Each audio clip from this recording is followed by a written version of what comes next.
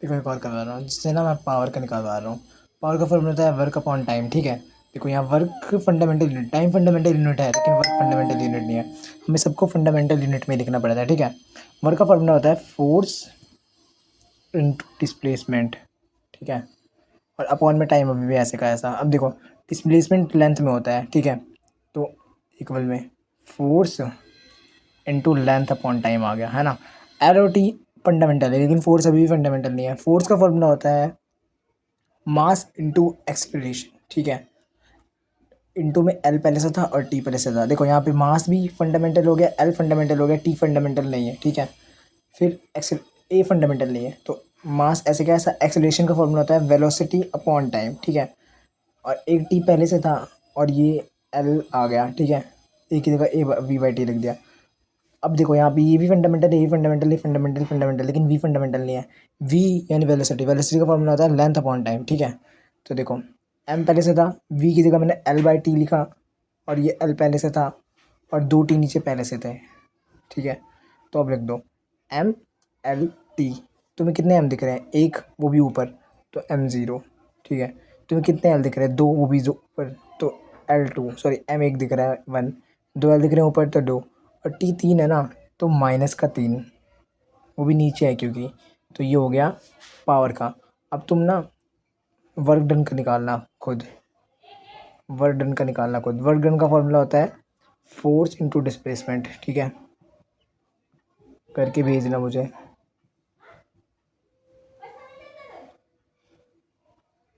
अब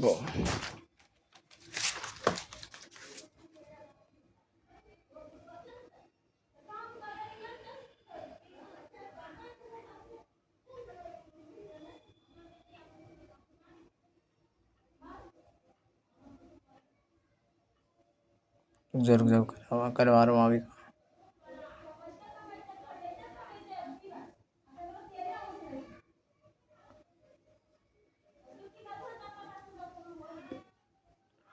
देखो इनका यूज़ क्या होता है? पहला यूज़ होता है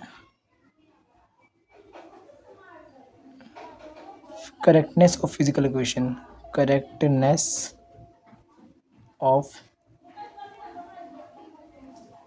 फिजिकल इक्वेशन। इसका मतलब क्या है? देखो इसका मतलब है कि क्या दोनों तरफ सेम है। जैसे मान लो एक फॉर्मूला होता है S equals to U T plus half E T square, है ना। ये फॉर्मूला होता है। ऐसे यहाँ पे क्या होता है? डिस्प्लेसमेंट लिख दो, जितना लिखोगे उतना अच्छा रहेगा। डिस्प्लेसमेंट को हम एल से दिखाते हैं, तो यानी इधर है एल, ठीक है।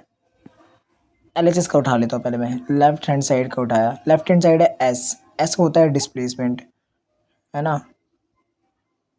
डिस्प्लेसमेंट को हम दिखाते हैं लेंथ से, और इसका डायमेंशनल फार्मूला लिखे तो, डायमेंशनल फार्मूला लिखे तो एम कुछ भी नहीं है तो ज़ीरो, एल एक है तो वन, और टी कुछ भी नहीं तो ज़ीरो। यानी लेफ्ट हैंड का डायमेंशनल फार्मूला है ये वाला, ठीक है। अब राइट हैंड का निकालते हैं, आर एच एस का।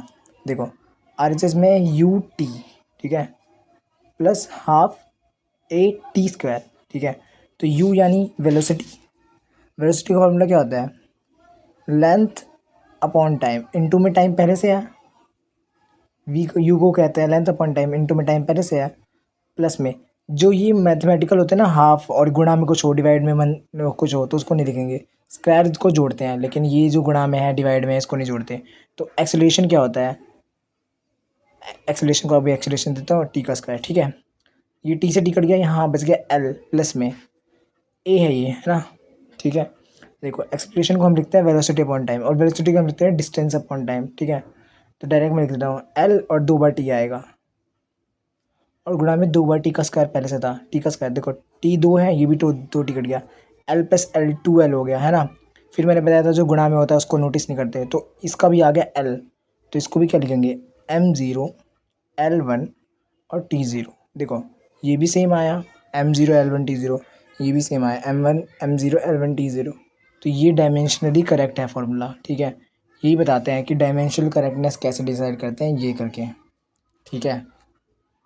जैसे मान लो दूसरी इक्वेशन ले लो, मान लो फॉर्मूला है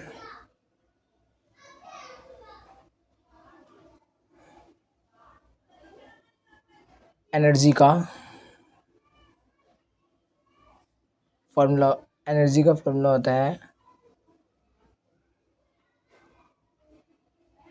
जो वर्क डन का होता है ना वही एनर्जी का भी होता है, फोर्स इंटू डिस्प्लेसमेंट ही होता है, ठीक है।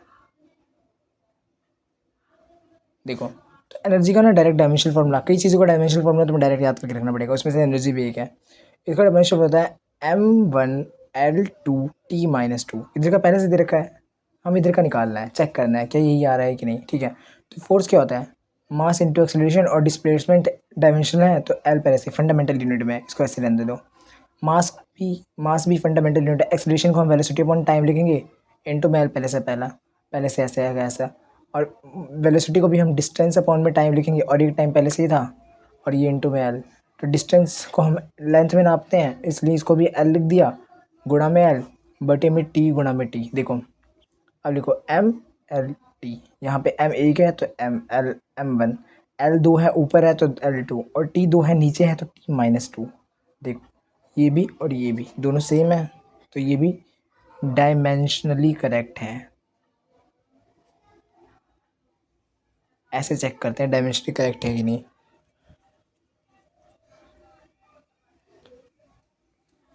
जैसे एक और करवाता हूँ।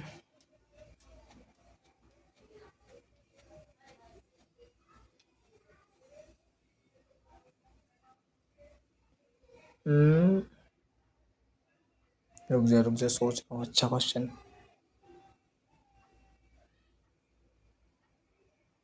एक और इक्वेशन ले लेते हैं चलो, वही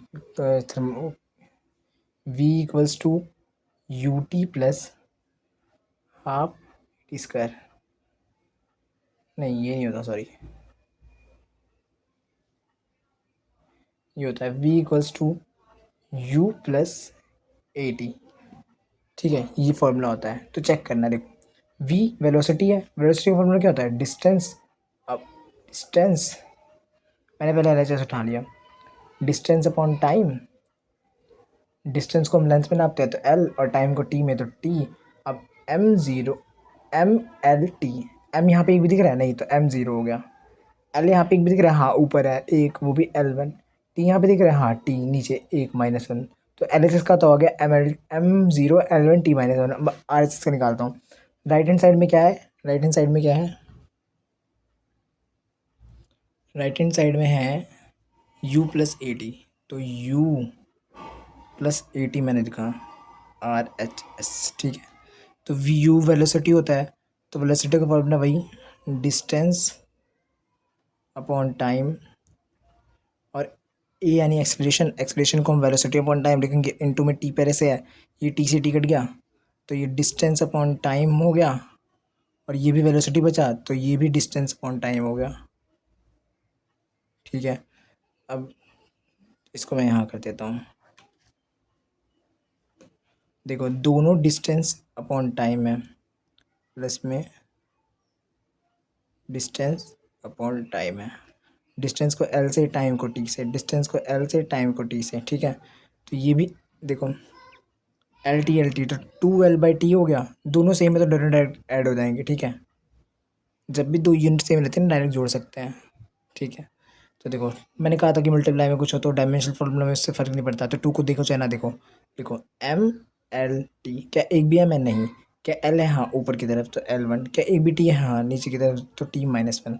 देखो इसका भी आ गया M0 L1 T-1, इसका भी आता है M0, ये रहा M0 L1 T-1, तो दोनों का सेम आया, ठीक है।